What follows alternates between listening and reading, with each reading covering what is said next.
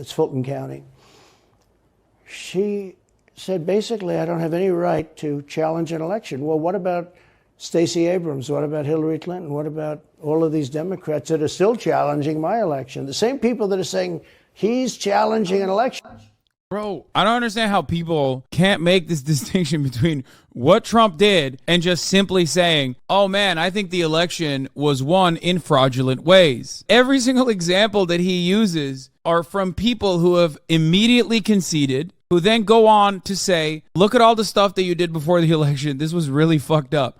Not a single one of those people turned around and went beyond.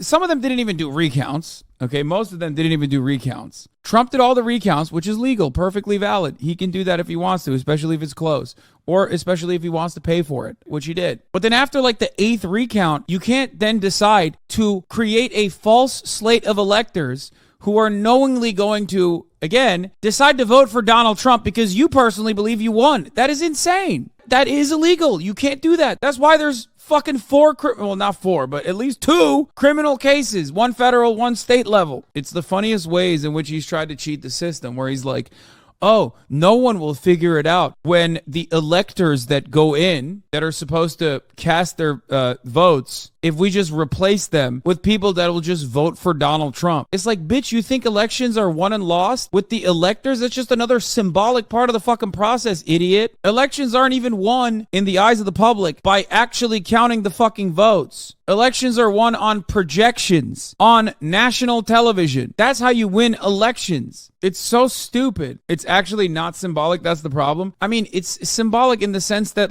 there's no way they could fucking do that. They can't just turn around and be like, we're going to have a false slate of electors and then get away with it. Here's how this works. In the Electoral College, here's how this works. Each candidate running for president in your state has their own group of electors known as a slate. The slates are generally chosen by the candidate's political party in your state, but state laws vary on how the electors are selected and what their responsibilities are. But basically what ends up happening is in the Electoral College, a person from your party casts the Electoral College vote on your behalf after you fucking win the election. You can't turn around and just be like, yeah, actually, we're just going to not do that. We're going to do the opposite way. We're going to go in the opposite way.